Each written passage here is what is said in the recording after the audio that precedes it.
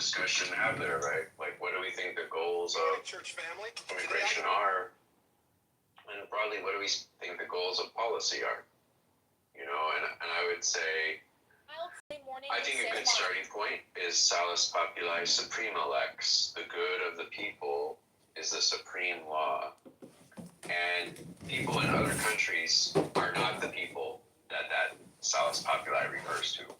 It refers to the people governed by the laws who are subject to the laws. Not a citizen of another country is a subject of that country and can be brought back to that country at any time, actually, until they transfer their citizenship. So it's hard for me to see how it's good for our people if we allow people to come to the U.S. who don't support American values, come here and live here, and vote in local elections. They don't support American values. They don't understand the legal system. They don't speak English. You know, these all seem like bad things, okay, for the citizenry. And then is that governing in the interest of the citizenry? It would seem to be no. And then we might have to say, okay, well, this is not, saving the world is somebody's business, but it's not the government's business. Yeah, I have to agree with Jason. And I think it's also a question of what's good for the Republic. So I think it's very dangerous, this idea that it doesn't matter if you have values that correspond with American values or not. And it doesn't matter if you speak the language. I think this is very, very dangerous. Yeah, like I said, it's very easy to have a group which is intolerant coming in large numbers, or not only intolerant, but you can have people that are openly hostile to U.S. values and hostile to the U.S. population come in under this premise, and there's no test. I can't go along with that. I think as long as people are abiding by the law, then it's fine. I mean, I think we've all heard these discussions about like what constitutes as free speech and how far does free speech go. There are things that you are not free to say. There are things that you can be incriminated for and prosecuted and convicted over for things that you say. So free speech is not like ultimate or absolute, you know. And like if somebody wants to criticize the values of America in America, well, the Constitution guarantees you that right to do so. No idea. Yeah, maybe I'm not being clear enough.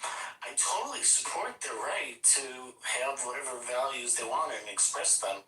What I'm concerned about is integrating people in society who are hostile to these laws, not because I'm worried about them expressing their hostility. I'm worried about them implementing into the law their intolerance, which goes counter to the Trying to see what's behind door number one. I think it's a question of not being history would be very, very bad. What's right here? I've got 20. Do I hear 25? 30. So long as they follow laws. What's right here? Right? No, that's not true. Every country has laws to determine what the path to citizenship is, and it's very common. Wild Sunday morning in Santa Monica. John Kitover makes his way to the brick-fronted First Community. Good morning, church family. Today I get tests, and you can also have language tests. It's probably. And we have breaking news about this. sisters, welcome to the Living Room Revival. Tonight we speak of Jesus who walked on the water. All right, class. Tonight we're diving into Kabbalah. That's correct. There's fees. Yeah, you forgot fees, by the way. Hey, I'm John Kitover with Kitover News. Tonight, How you less fees at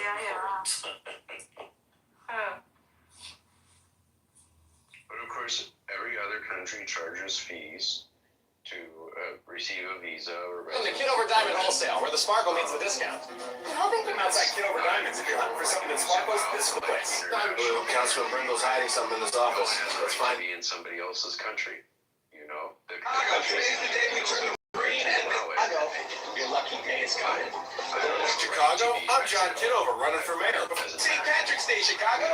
St. Patrick's Day, Chicago. I'm John Kitover. That actually is like a car without gas. Yeah, but the U.S. is very fee-centric. So just to give you an example, if you want to renounce U.S. Shot right now, citizenship, Kitover Diamonds, and I wanted to show you what's going on. Good evening, I'm John Kitover, and this is John Kitover News. Good evening, I'm John Kitover with Channel 7 and Kitover Diamonds, where we make proposals. I'd like to deposit $1 trillion. I'd like to make a deposit. Good evening. A strange but delicious delivery tonight. Have a good reason, and the government actually evaluated their reason, so that's no longer the case.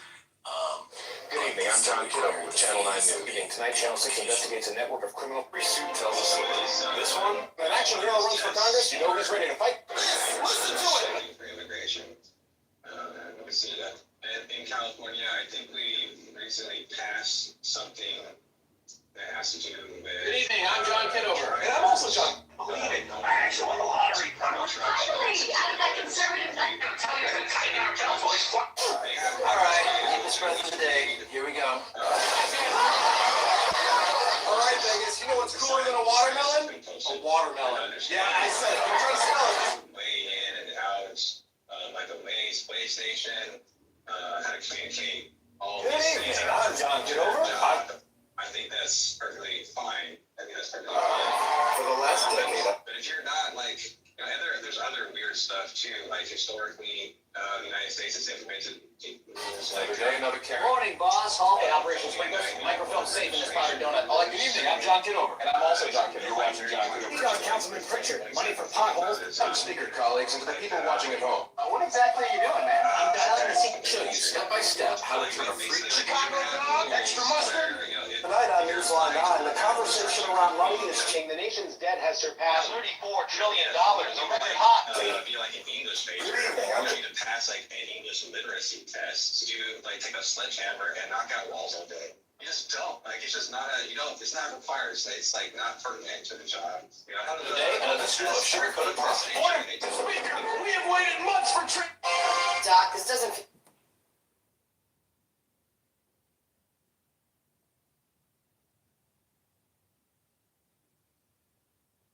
Understanding the language of the country is pertinent to understanding the country's institutions. For the president, instead of me moving toward the rail yard, and my handwriting still looks like a chicken run across the page. Evening, kiddo. Welcome to Kitover Diamonds, where sparkle meets service. Nice slogan. I'm John Kitover. All right, let's see what Congress is like.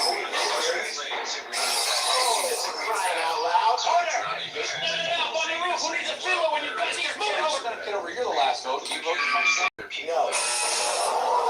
Other people besides the chicken for the community roof. Can we, You know, everybody's talking about this new AI. all right. That's That's yes, you can translate all the I'm coming. Get over, you have the floor. And a surprisingly comfortable chair. pizza? Yeah, I like a large pepperoni with extra cheese, half mushrooms, half plain. Time to trace your social media account. You just can't keep going in this direction. So, but yeah, but if the facts. This right here is our island country. It's John Kitover. Good evening, I'm John Kitover, and this is Kitover News. If the facts change, I change my mind. Wow, that's a realistic step. Doesn't matter for some reason, then I was. Whoa, that's not the Question, folks. I'm John Kitover. And tonight on Channel 9. They said it's going to be iconic. Can't wait to see it. Baby, move to me. That's a lot of Clock, back of the dock.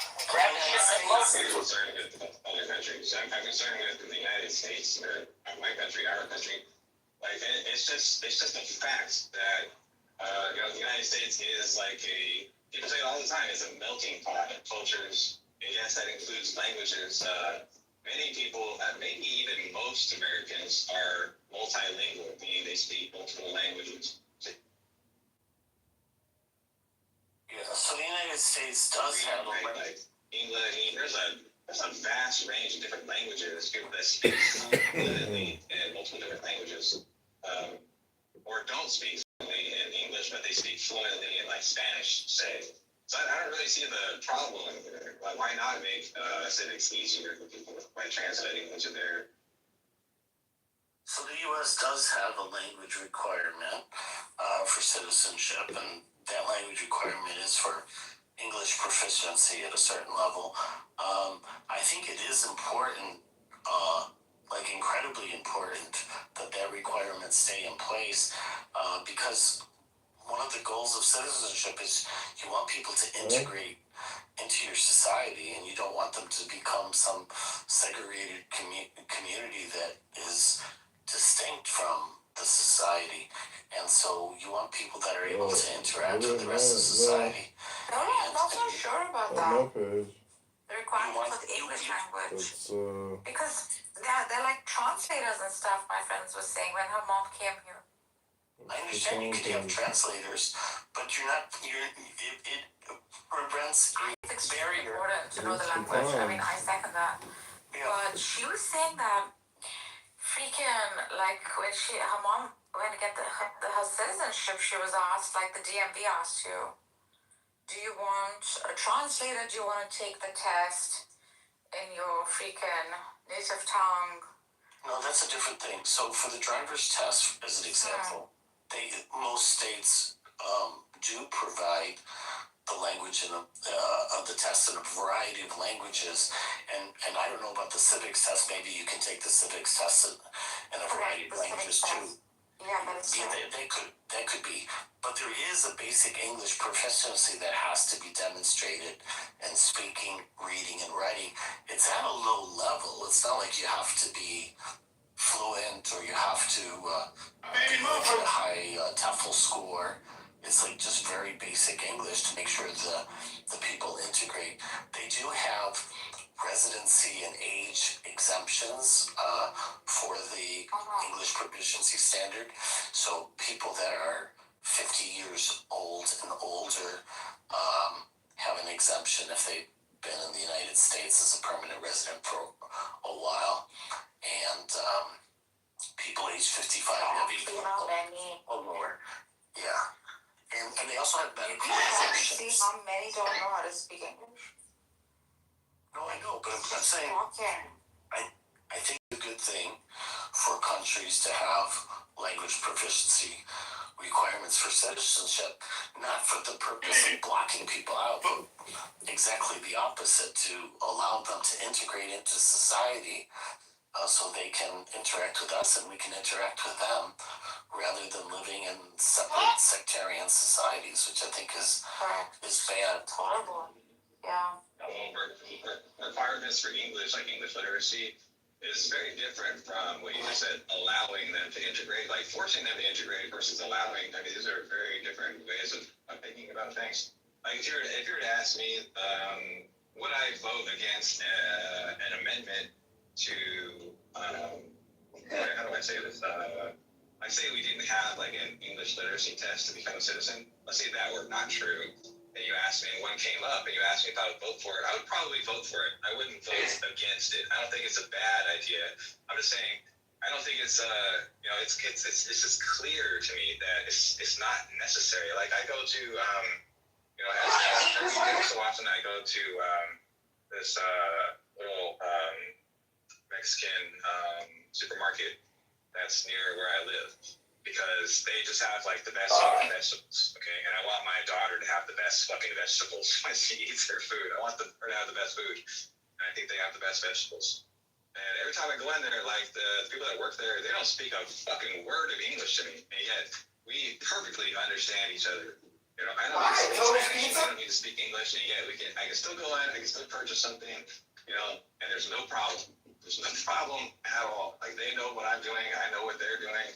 That's it. So that just means there are clear examples where having a common language isn't always necessarily necessary. Yeah, I'm going to have to disagree very strongly with that. So, yeah, of course you can engage in simple commercial transactions and maybe you don't need a common language. What it blocks them from is full participation in the political community. So they are losing out on the political debates and full participation. Their chances of getting elected as a representative without being able to speak English is incredibly small. So they effectively become second-class citizens. I think it's very, very dangerous. And you're giving an example with one language. Imagine that there's multiple communities like this, and you have a Spanish-speaking part of town, and you got a French-speaking part of town, and a Russian-speaking part of town. They're not all communicating with each other, and you're not going to have 22 translators that translate between all these different languages. I mean, there's a reason why language is like a core part of culture, and why there's huge divisions. And in almost every bilingual and multilingual countries, there's generally huge divisions based on language. Even Switzerland, which has probably the best multilingual situation, it's because they're divided geographically. Yeah, I mean, he's right about Switzerland. He's right about it. I think you make a good point when you brought up the part. Okay, like in an idealized sort of democracy, like people, you have rational agents making informed decisions and voting based on those decisions, right? And part of that process is debate, it's talking with each other, it's getting your point across and having it be understood and vice versa. I think that's like a core feature of any good functioning democracy. I agree with that point. But on the other hand, like, when I receive ballots to go vote, the front page is English, and I turn the page and it's in Spanish, and I turn the page again and it's in Chinese, and on and on and on. Okay, and people can still make rational, informed decisions about who to vote for in that case. On what basis? That they see the name printed in their language? Well, I don't know if you. I'm sure you probably had a ballot mailed to you. Usually my ballots get mailed to me, but I usually go vote in person anyway. But I still read the ballots regardless. And the ballots, at least in California, have, like for instance, they'll have like a proposition on there, and then they'll have like a description of the proposition, or they'll have the candidate, and they'll give the candidates like views on certain issues that they're running for. And I can read those, and I can understand like what this person is about, or what this proposed statute is about. And if that's in Spanish, like they can understand that too, or whatever. That's not what I'm saying. I'm saying it's not a sufficient basis to vote and be involved in the political process. There's months and months of campaigns. There's issues in the news, etc. that make an informed decision. And you want these people involved in your community, and not involved in only a subset of the community. And you don't want the English speakers either to be excluded from their community. I mean, it's not about just understanding what the printed words on the ballot. It's this whole political interaction and community that is continuous. It's all the time. Can I tell you something, Euro? No one really cares in the US. Like, there's a particular, as much as it's a democracy, because I think of its variation and huge diversity, there's just like that many people who really are interested in what you're interested. It's not like France. It's not at all like Europe, because they truly don't care. And if they're voting, then it's just some sort of, I'm talking about like a majority, obviously I'm generalizing, but this is just anecdotal. I don't know if you guys have had a different experience. Yeah, I suspect you're right. I think the way you see it, Nargis, is elite perspective, let me put it that way. And there's a lot of other different perspectives to have in this country. And so I think and obviously it's hard to say that one perspective should dominate the others simply because it is more common or because it is more elite. So then you have to come back to ideas about public policy and how, what does it mean for democracy to work, And I think Euro is really hitting on one of the key points here, which is that political dialogue amongst all the citizens is a critical element of the functioning of a democracy. So we need a national language, a common language, even if not an official language, and we need to expect proficiency in that language for citizens with, some exceptions. We can make exceptions. We can decide, as Euro points out, okay, by an act of the parliament, I guess they make George Clooney a citizen as a special case. It's not really going to disrupt the system. But As a general matter, you don't want. I think Euro really presented it in the most generalist terms. You don't want to have an indigestible body of citizens who do not speak the language and are not integrated into the culture. That does not last for a long period of time. Usually the way it is resolved is genocide. And no, there is no stable situation like that. Those people get exterminated or they get expelled. Okay, they end up like in Switzerland, basically, they just all drew lines and they're all on the other side of their lines. And that works, okay? But it's introducing a very unstable situation that will get people killed in the long run. And that's my objection to it ultimately. I agree with everything Euro said, but then if the carrot of political dialogue is not going to get you, what about the stick of strife, okay, of civil strife? Yeah, absolutely. I agree with you. I truly agree with you. Like how far are we willing to take this, you guys? Because there are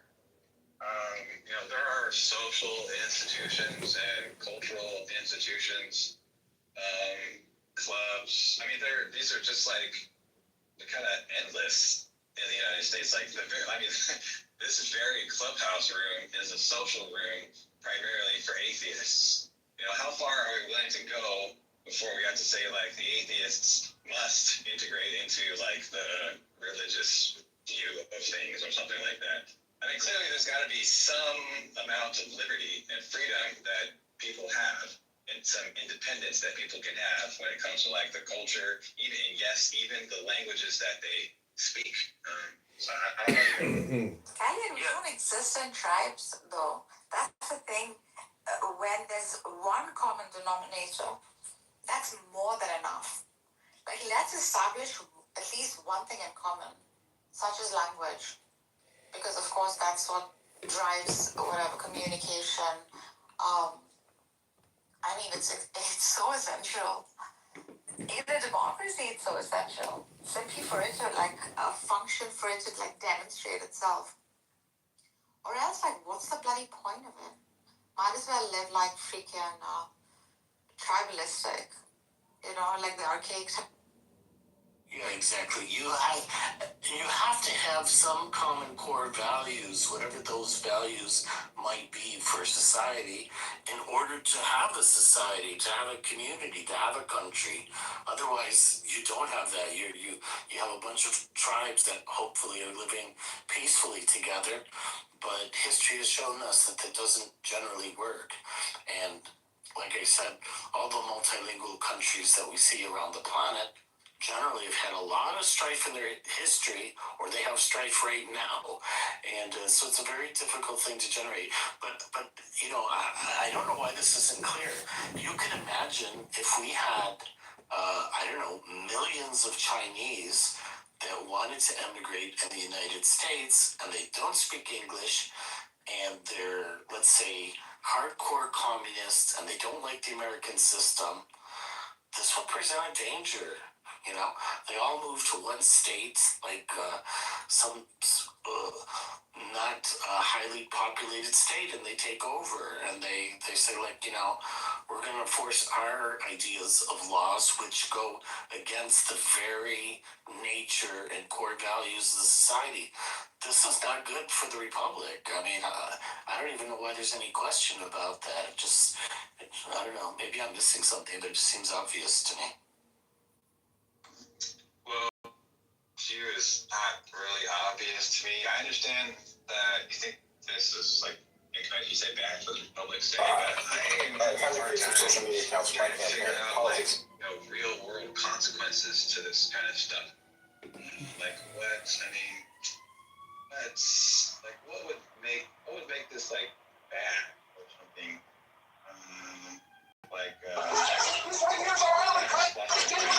It's John Kitover. Welcome to my place, Kitover. This idea, there's nothing in the Constitution. That's a realistic statute. People having language. It's just not there. Clearly, concerned with a greater, more transcendent ideals, like just liberty and freedom, say, or in particular, democracy, Republican form of government, etc., reason and stuff like this. They're concerned with these kinds of things.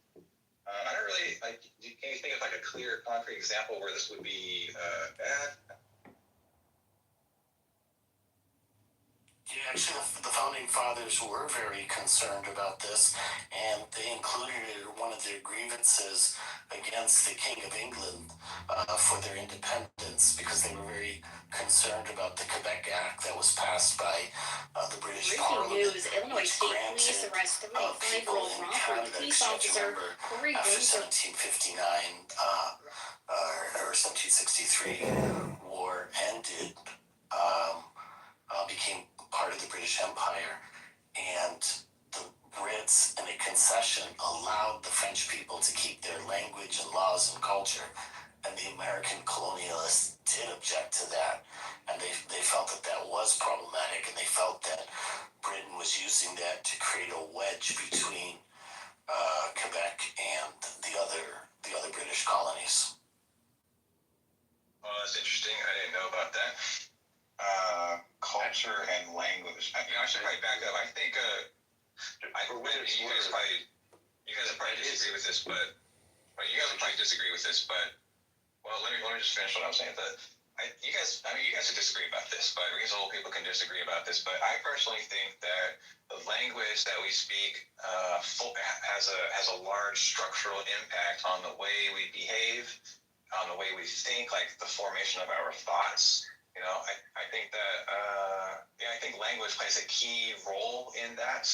And so by changing people's languages, Gentlemen, I'm going to need you to change the way they think, the way they behave, and it's sort of like I don't think we really have a right to like assert this should be your culture.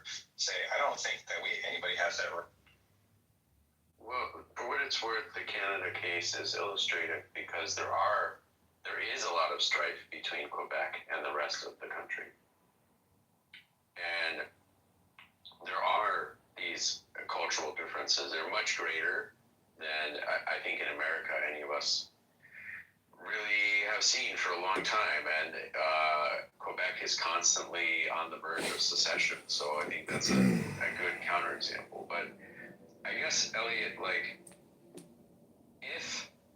I think this really comes down to whether it is stable or not to have a society without one common language, a common set of laws, and a common set of That's a realistic statute.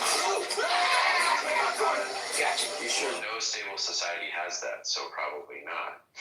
But I don't think we see very many cases of it working out well, where language is not one of the common social institutions. The legal system is not one of the common social institutions. And, various other things, right? In countries, there are counterexamples, okay? There are countries where you have Message number 6,730. difficulties in those countries. You end up with the countries effectively partitioned as far as their governance in many cases. So I think a practical example is why I don't believe in it. Okay, I think you look around the world, it's hard to find a good example that's working out. We can ask why doesn't it work out, and that's a very complicated question. Crying out loud. Gable Barron's head flies off. Glass tips, water splashes, microphones, reels. Guess the anthem with the high note. I'm officially It doesn't work. for crying out loud. What's wrong with Baby, move for me. That's a lot of Argus? I said, look at this app, Elliot. When we try to converse with each other, once someone comes in who is not speaking English well, or is really taking a lot of time to formulate sentences, trying to translate from mother tongue, it's so inefficient. I think it's also kind of disrespectful if you're in a room and you want to kind of speak for long periods of time without kind of speaking the language of people that you're with. You know what I'm saying? like John Kitover, who's like streaming this room, like he was saying once, this app is best for those who want to sort of practice the English language, who come from foreign countries. And that could be true. Like, but in a system where like it's capitalistic, democratic, and where like productivity is prime, I think language becomes that barrier. I feel for like higher sort of positions. Now, Chinese will build a Chinatown and make millions. Persians will open restaurants and coffee shops, etc., or do whatever the heck they do. And each tribe or each freaking race will do their own, right? And that they'll thrive. Like you said, the supermarket at the Mexican place. However, like as a whole, as a collective, I don't know. I think there's, like my dad says, to know a language is to rule a country. And that's why we were forced to learn many languages. But I don't see that work here. Like it's just, or even the effort sort of seems to be null and void with people who just are so comfortable living in their own little tribes and pockets. They shouldn't be how a democracy should look. So I'm with Jason and you're on this. I don't know why you're kind of feeling hesitant about this. Well, the thing that I want to preserve and protect is, our unique like there is a vast, diverse array of cultures in the United States. There is not just one American culture. That's just a fucking myth. There's no such thing. It's made up of an array of composite cultures, and they all contribute to this thing that we call America. And there are a few underlying principles that underlie all of this stuff. Those are there. I'm not saying get rid of those. I'm trying to preserve these distinct, unique cultures. And yes, language is a key central part of these cultures. Like you mentioned Chinatown. There's a Chinatown in San Francisco that was founded in the 1840s. It's been there for 150 years. They primarily speak Mandarin there. And if you just let's say you just up and delete Mandarin from the Chinatown in San Francisco, there goes. San Francisco, nobody speaks English.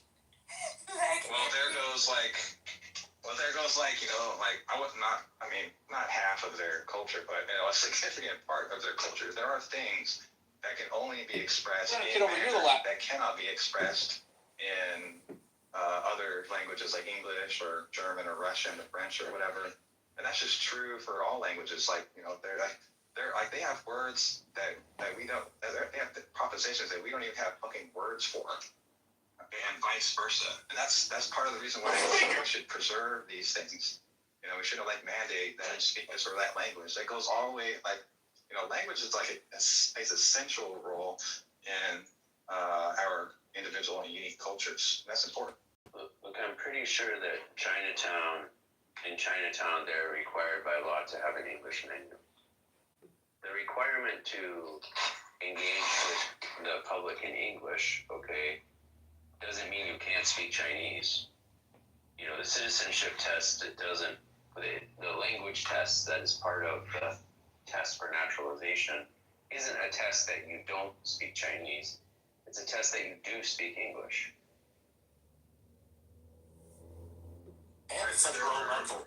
So Elliot, I would agree with you. I think diversity in culture is a good thing. I'm not saying that at all. I'm saying that there's a certain set of core values that are important that people wanting to come to the U.S., hopefully they want to become part of the U.S. and integrate with those core values.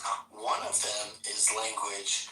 I would not set the proficiency level very high. I would set it very low. Good evening. But I think it's important to have some common language of communication. It's not an attempt to wipe out their mother tongues or to not see their cultural influences. Like you said, it's important that it's a richness that we have Chinatowns and things like that. The cleaning lady who comes home, She's lived here, what, like 30 years? And she still can't speak English.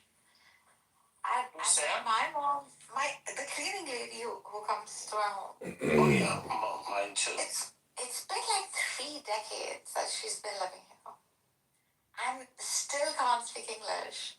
I mean, it's not that she cannot, she's never wanted to, I think. That's the thing, and I don't see that as a richness. I think that it's a loss, but the loss is primarily for her.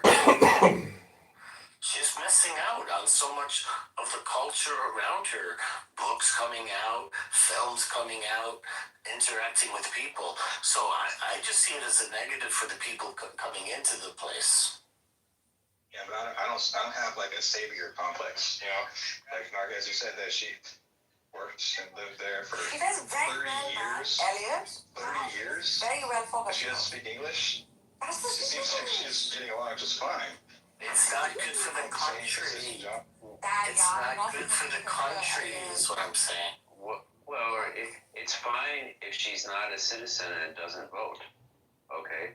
But if she can't participate in political life meaningfully, then she can. Obviously. Right? So that's that no one is talking about whether a person can work here. We're talking about whether they can participate in the political life of a democracy.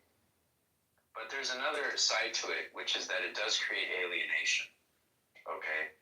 And that alienation is small now, but in environments where communities of people who can't speak with each other are jammed into the same political system for long periods of time, that alienation can be a huge problem.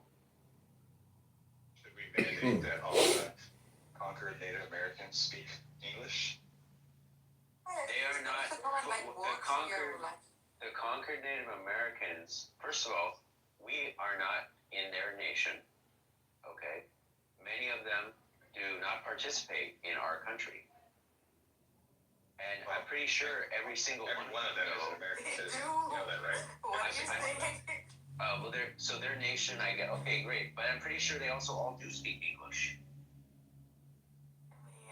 You're pretty sure? Pretty sure. Well, do you have any reason to believe that they don't?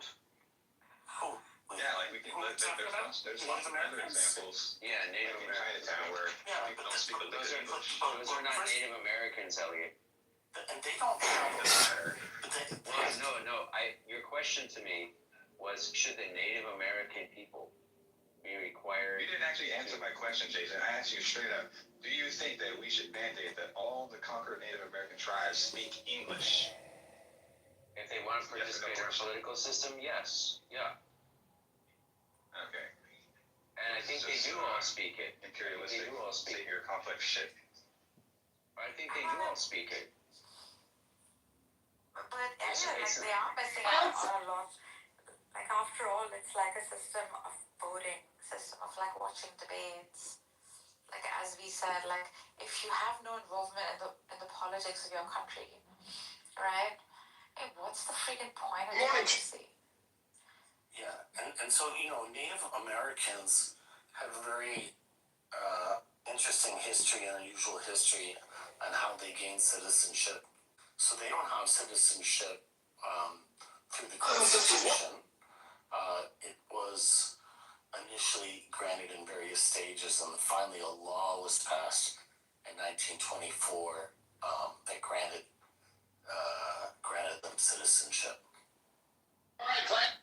Also, like, ask Euro, like, till off late, English wasn't that fancy in France. Like, years ago when I had visited first, freaking, even if they knew... Good evening, I'm just... I think they're robotic.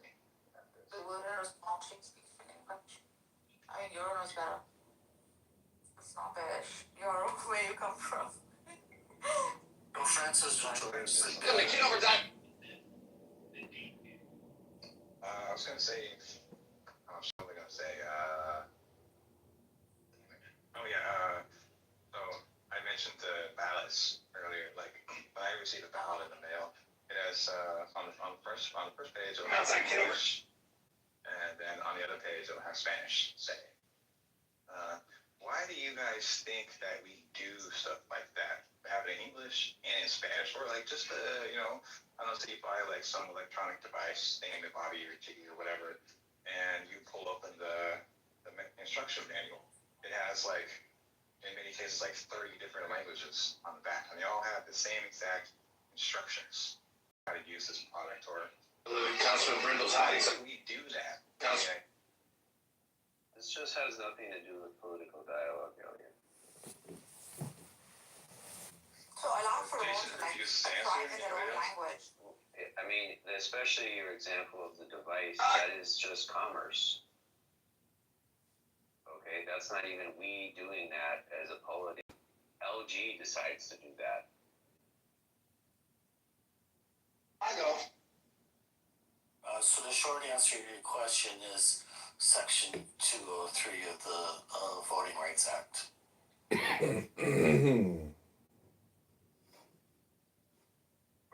What does that say? It requires the distribution of multilingual ballots in certain areas. Okay, that's what the law says, but my question is why? Okay. I think you answered the question. All right, let me ask the next question. Why do we have a law like that in the first place? I think it's. I know. Go ahead. Sorry. Go ahead. Go ahead. I think I would say that because the U.S. has a history of discrimination, and this is an attempt to reduce that and to eliminate a functional barrier. Similarly to the way that they abolished literacy tests, there's an equal protection principle under the 14th Amendment. So I think that's probably the general reasons. Also, people thrive most obviously in their own mother tongue, right? St. Patrick. So it allows for productivity and just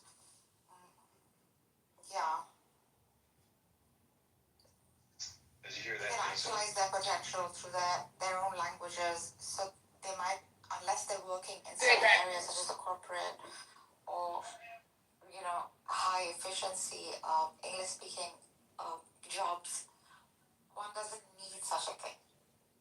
I mean, yeah. The answer that you're okay was a good answer, and he directly answered the question, and he explained why we have those laws. Did you get that, Jason? That's what the good answer to that question looks like. Yeah, but it's still like whatever. It sounds nice. I'm just saying, like, I don't know, Elliot, why are you having such trouble with this? Yeah, it has nothing to do with the very span of things we were talking about earlier. It's fine for the government to post materials in other languages, but that doesn't mean we can't still require or shouldn't still require people to have basic English. I know. Your lucky day is coming. A little sorrow, a lot of pothole repair. I'm the leprechaun from mayor. Why don't we just stick with vote Kitover on the posters? Nonsense. No. In particular, one of the languages of their country, okay, if they have more than one. You can't just bring your language there, even when Good they have evening. more. I'm John Kitover. What are they missing out on? Let's say somebody doesn't speak a lick of English, and they speak Spanish fluently, Society, and they receive like a ballot. community, a big human. No, they receive a ballot. No, that's horseshit. They already have a community.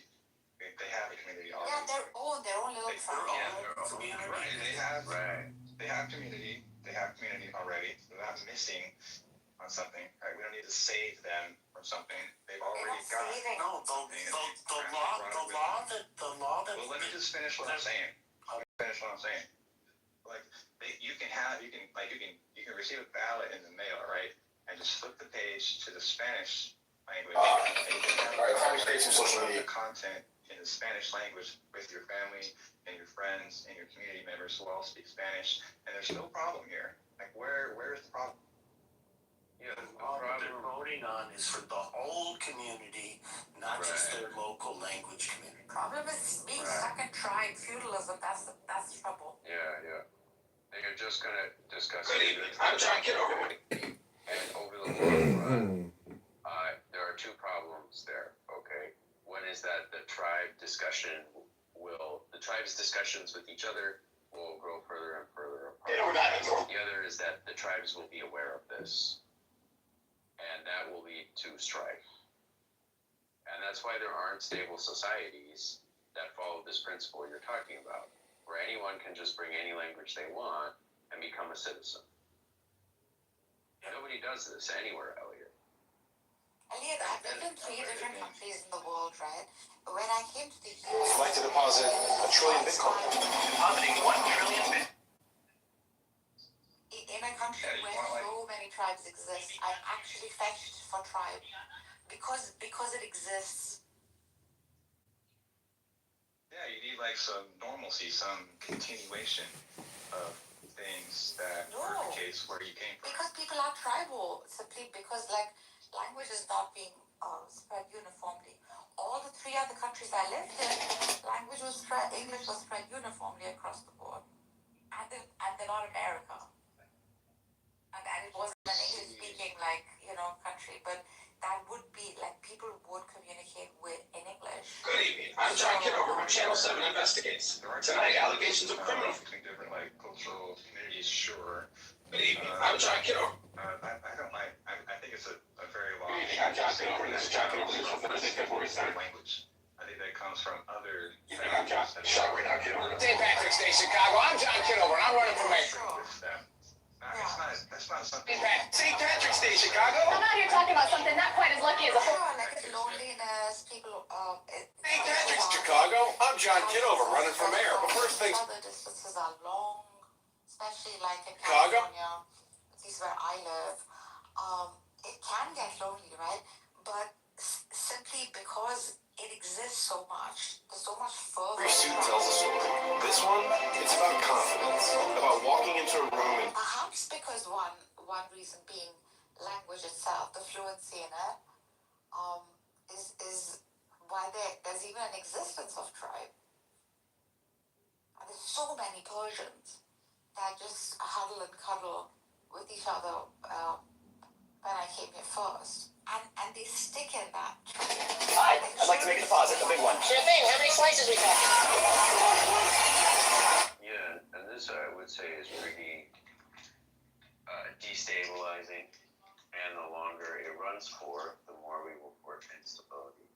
And so we need to nip it in the bud now. We know what is also destabilizing is And action here. like the Chinese cell phone. That's the average Chinese cell phone does not have a keyboard that is with all the Chinese alphabet. Okay, they don't have that. What they have in China on their cell phones are the same little keypads and alphabet. every suit tells a story. This one, it's about confidence, about walking into a room and knowing you're wrong. That's what I love about it.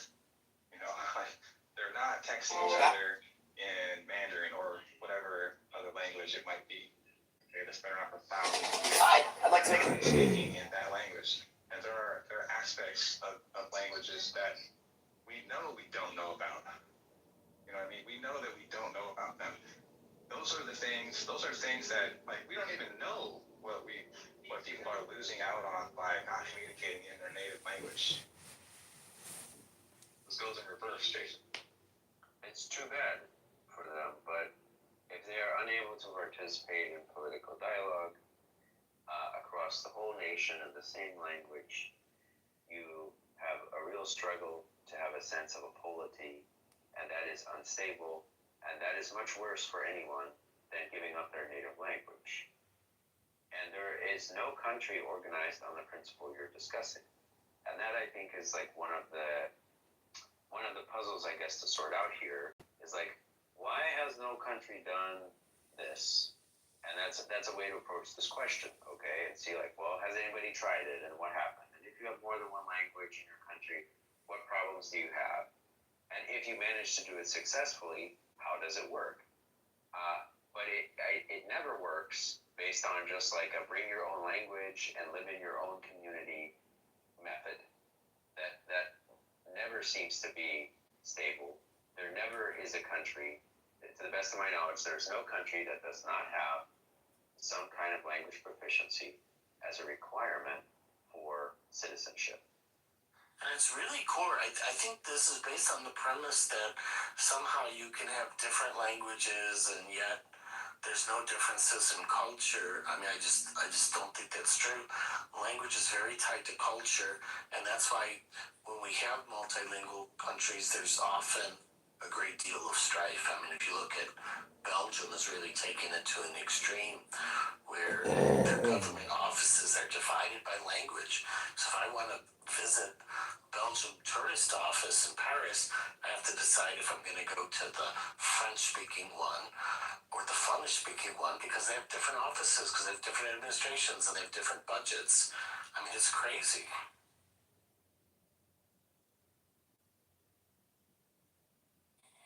Not to ignore the nepotism that sort of then, and the freaking partiality where one tribe member wants to sort of, in a workplace, offer, I don't know, special treatment to someone from their own tribe, right? This too I have seen, not blatantly, but of course it's done subtly.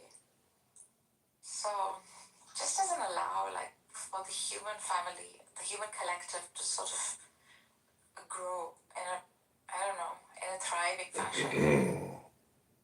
Yeah, and Well, so far I've gotten it seems like the best case that you guys are putting forward was made most clear by Euro. So I think Euro initially pointed out that if we don't have a shared common language, that maybe that might impact the democratic process.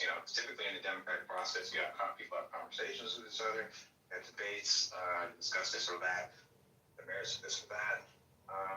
That so far seems to be the best reasoning from you guys. But other than that, I can't think of any other concrete examples. There's feelings, like it seems bad, or and I'm not sure why very convincing. Other than that, But that would be enough. That would be Local enough. artist is finding laughter in lines of verse to John Kitover, known for his bright canvases. the other thing. no, it doesn't It is matter. ours. The Battle of Maple Creek is won. Year 1800. John, you were in sweatpants under that coat. Elastic is a modern miracle. Now, where do we hang my portrait? Portrait, you were at the mall for a reenactment. Reenactment is ours. The Battle of Maple. Fellow citizens, tonight we embark on a brand new era. As your freshly elected mayor, I promise to speak for every man, woman, and child in this city, even the one who didn't vote me. Because clearly they want the jobs on a tuna boat. I get stuck scrubbing the head. Living the dream, Johnny. Hey, this is John Kitover with KTN 5 News. Tonight, in this warehouse on the edge of Oakland, a hidden safe brought to light what authorities are calling one of the largest cash and gold discoveries. Go home. 3 plates aside. Personal best. I was over 16, time to sweeten the deal with some homemade. Hi there. We're following stock. If you want some free money, folks, you want to make free money with roadkill. I don't mean striping. Yeah, that's not what I meant at all. I talked about people getting killed. Okay, people getting pushed out, boundaries being established within the country, and things like that. So Quebec came close twice to separation. So the country almost broke up twice over this issue. And the last referendum, the yes vote only won by less than 0.5%. So it's very, very divided, very, very divisive. I gave the example of Belgium, where the country is split in half. Right down to the government departments that have to be duplicated, even in promoting tourism as an example. You mentioned about the Chinese keyboard and that they don't have Chinese characters on the keyboard and they use the Roman alphabet, which is quite true. One of the reasons they don't do that is the character set in Chinese is immense. So you're talking somewhere around 50 to 60,000 characters. Floor massage. There is nothing inappropriate or incorrect about that. And you'll use characterizations that I think is unfortunate. To encode those characters, so it's been quite common for a long time to use this pinyin input, which uses the Roman alphabet, but then those are translated into Chinese characters. So what they see on the actual display is the Chinese characters.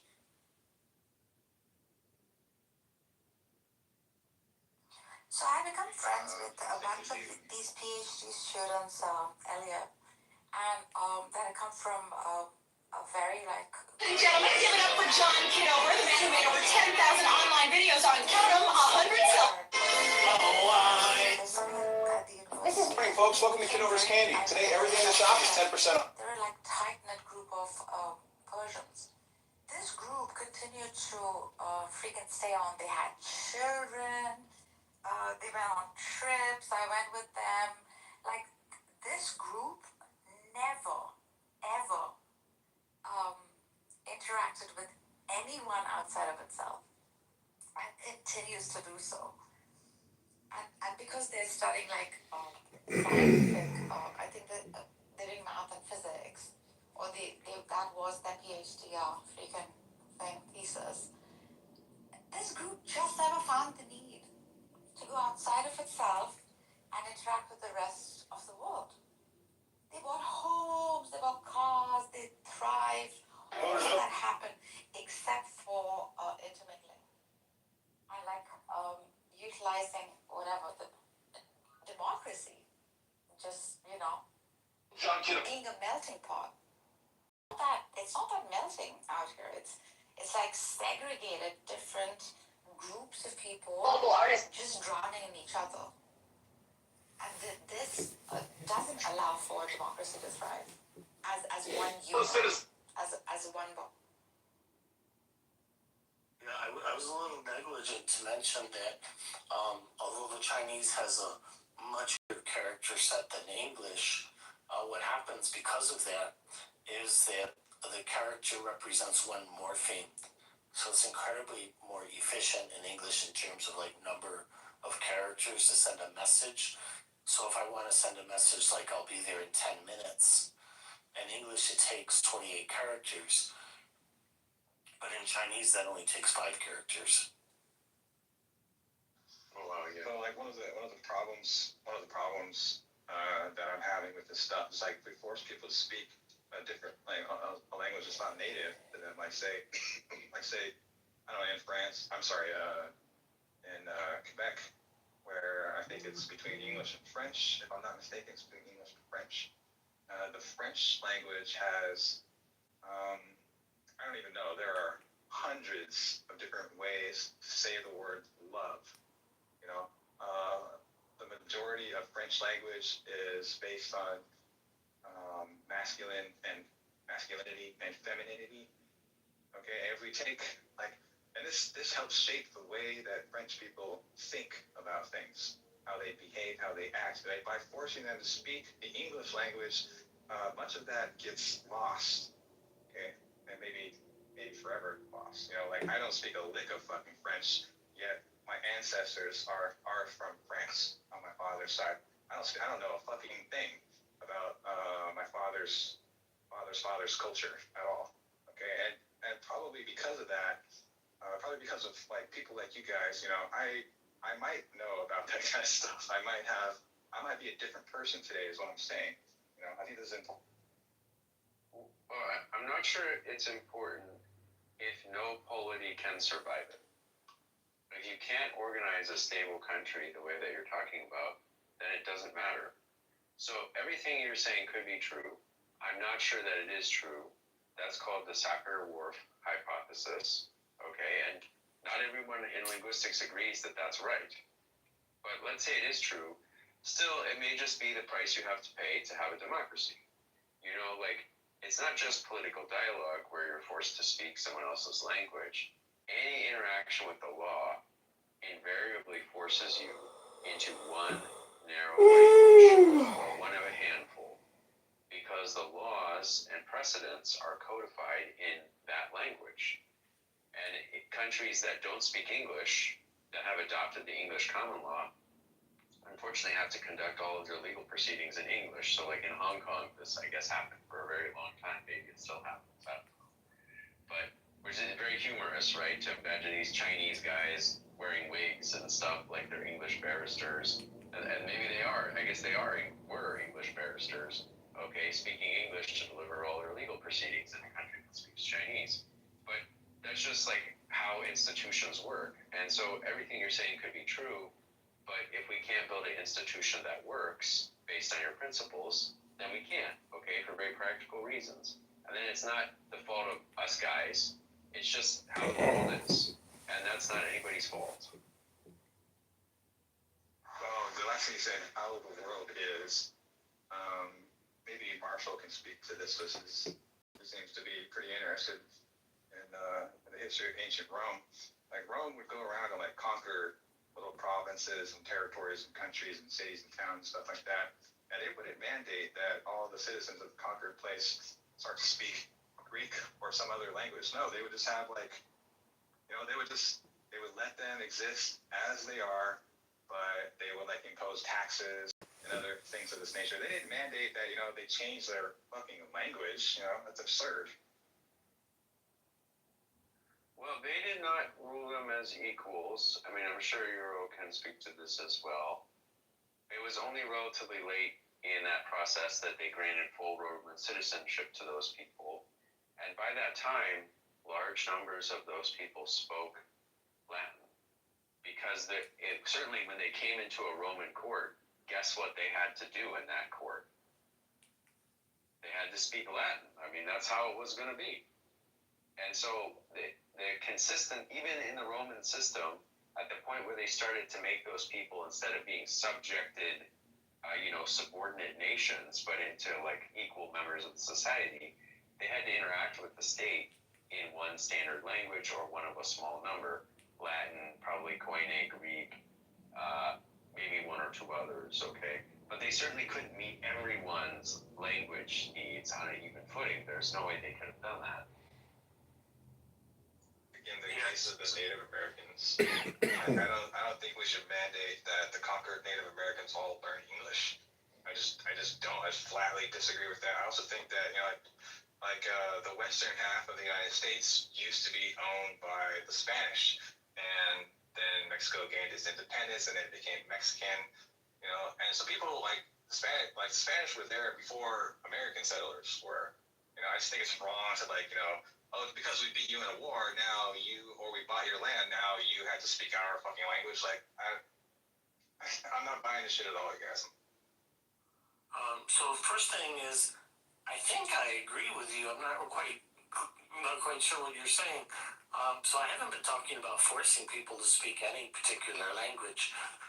What I was talking about was having a certain level of proficiency as a requirement to become a citizen. I'm not suggesting that people go around and check whether somebody is speaking English or German or Spanish in their day-to-day lives. I think people can largely be free to do that. The advantage of having the proficiency, it gives them the opportunity to participate fully in society. As far as your Roman history example, I happen to live in a place that was conquered by the Romans. So at the time it was called Gaul, and they spoke a language which we called Gaulois, or I'm not sure in English you say Gallic or the Gaul language. Gallic. Gaulish, okay. So we spoke this language, which was a Celtic language, and that the Romans conquered. And do you know how much trace we have today of the Gallic language in French? Close to zero. I think it's somewhere around maybe 2 to 3%. It's very rare. Because what happened was the people over time very quickly adopted Latin. And why did they do it? They don't need to be forced, because commerce is in Latin, the law is in Latin, culture and life, it was in Latin. So people just got, and this has been the history throughout the world. Languages come and go based on the rise and falls of empires, because people learned those languages. This is why English is currently learned around the world, because of the American Empire. And before that it was French was the international language and the language of the courts because of the French Empire, and who knows, maybe in the future it'll be Russian or Chinese or Turkish. I mean, I don't know.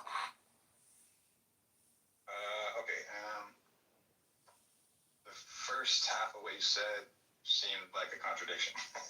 First, you started off by saying like, well, I don't think that we should mandate that people speak a different language, and then in the next sentence you said, I think that we should have requirements for American citizens to learn English. Okay, mandate and requirement. I mean, this almost seems like a straightforward logical contradiction.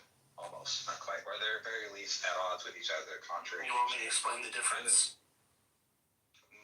Not yet, not yet. The other thing I was going to say is like, maybe there's a misunderstanding. I don't think that, I think people, and I talked about this before, I mentioned like liberty and freedom and independence. And I would say that these are some of the key American values that underlie all the vast, diverse array of cultures that we have in America. You guys would probably agree with this stuff. So like, if somebody of their own free will wants to learn Gaelic, okay, rather than, or wants to learn like Latin or Koine Greek or Gaelic or whatever, that's their choice. That's what it means to have the liberty, the freedom, the independence to do so.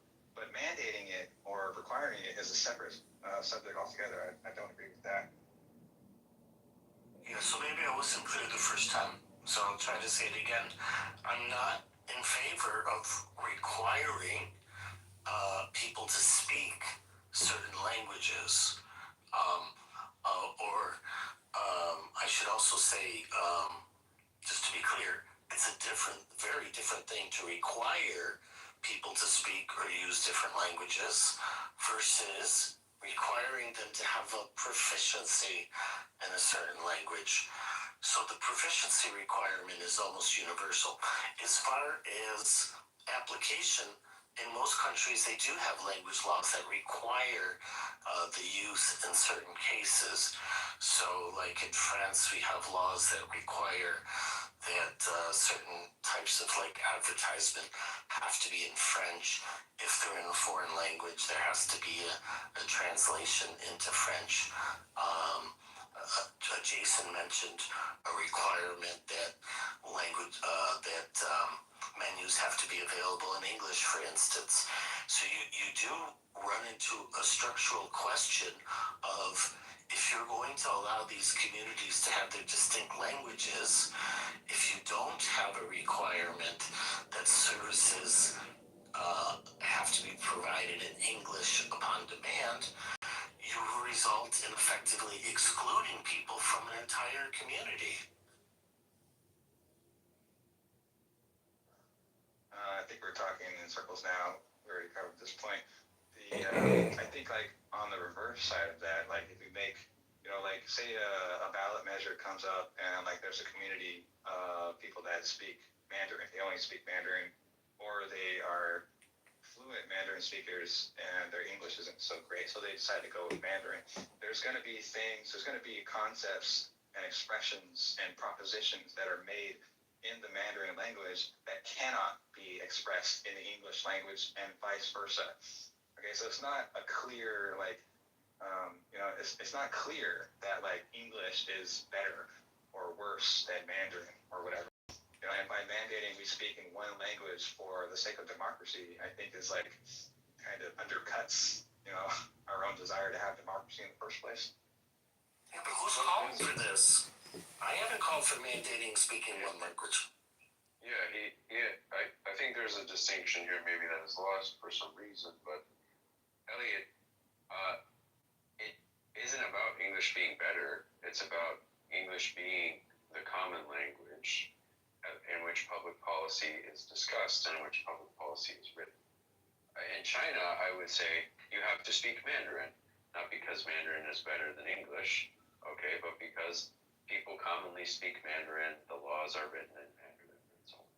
So when you talk about discussing a ballot measure, and for example, expressions in Mandarin that don't exist in English, well, those expressions are of no value, because the ballot measure, the binding version of it, is not going to be in all the different languages. One version of it is binding. And in a country where the majority of people speak English, that will be the English version. And if someone needs to be familiar with what the ballot measure says, they need to be able to read it in English. And if they ever deal with the courts, their case will be decided in English.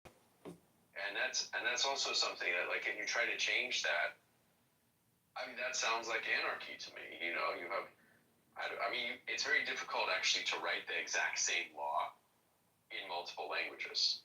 I think it's very rarely attempted. Usually international agreements are written like, well, we have the French translation and the Japanese translation and something, but the French translation is the binding one. The French version is the binding one. Or today, frequently, the English version is the binding one. And this again comes back to, like, what you're talking about is just unworkable.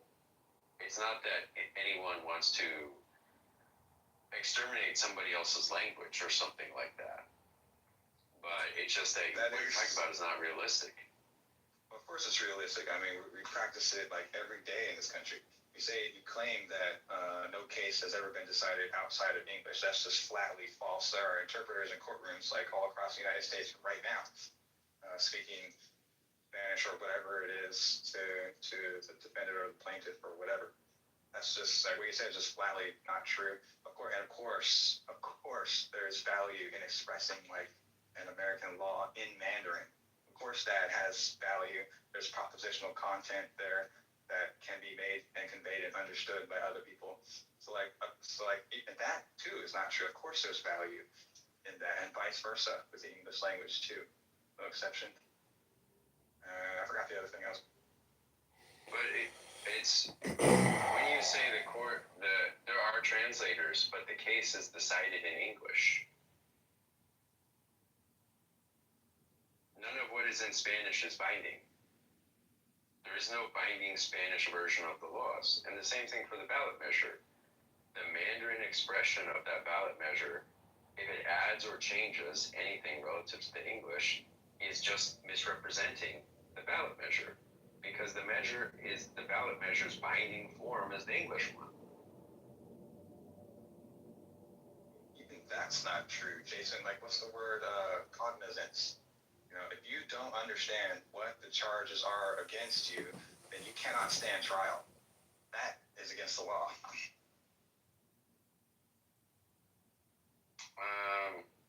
No, that's not true. But even if it were true, well, say you have a business or something. Are you saying your business cannot be found in the wrong?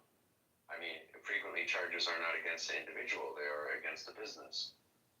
And there again, the law will be in English. The case governing your business will be decided in English, okay? And the English form of it will be determinative. But more broadly, if you don't understand the charges against you, can in fact be charged, okay? An imbecile can be charged. A dead person can be charged. This is just an inaccuracy on your part. Say that a dead person can be charged? Yes, yeah. Or the dead person's estate can be charged. Okay? They don't have to be around to understand, that they are liable to pay this debt. That can be done even if they're dead.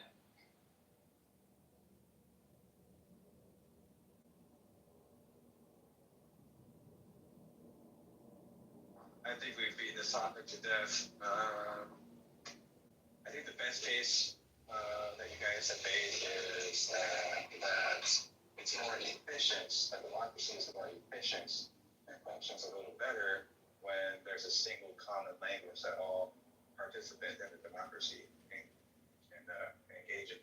I think that's true. I don't think anybody could dispute that. But at the same time, that doesn't mean that everybody necessarily must speak English, like when they're engaging in their civic duties, like voting. Okay, because you can just read a ballot or a statute in Spanish or whatever, and you still fully understand what is being expressed, what the propositional content is, even if it's in a different language. I'm not sure that's true either. And one reason to doubt that's true actually is what is called law French. So for a long time, the English law was a hodgepodge of English and French, or English and French Latin, because as a practical matter, they couldn't rework all of the Latinate law that they inherited from the Normans. So they spoke this weird hodgepodge, in courts for a long time.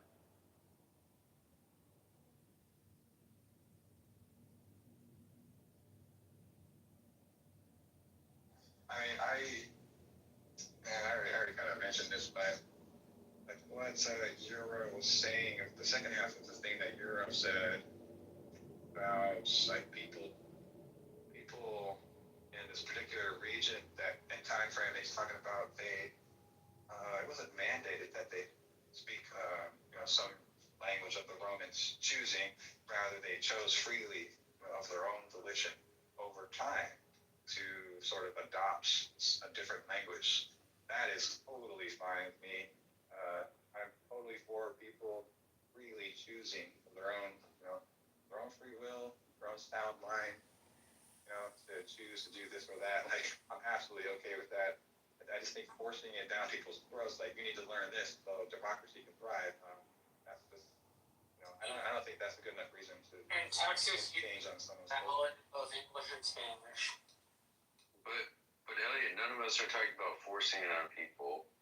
We're saying if people elect to become citizens, which is their choice, okay, they choose to become citizens, then they need to take a language test. Okay, that's a choice. That's not forcing people to do anything. Wait, it's wrong, dude. Like, people, not everybody is like, some people are born into a Spanish-speaking family, say, and their parents don't speak English very well, and they just speak in English. They raise their kid speaking English all the time to them. Yeah, that's not a choice, Jason. It's not a choice. But becoming a citizen is a No, I choice. didn't feel like where I live, Spanish is the primary spoken language. In the Rio Grande Valley, Jason, you can get your ballot both English and Spanish. But this doesn't matter. Okay, we're talking about people who choose to become citizens and are taking a citizenship test. When a person chooses to become a citizen in your part of the country, they have to take the English proficiency test. But that's their choice to take the test. It's their choice to become a citizen. They're not being forced to do anything.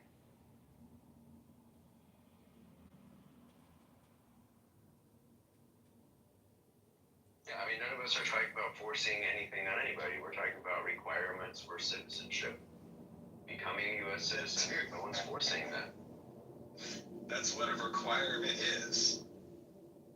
It's a bar that you must meet in order to for some. Yeah, in order to do something, yes. In order to receive something that you want, but that's not force. Force is you can't choose not to do it.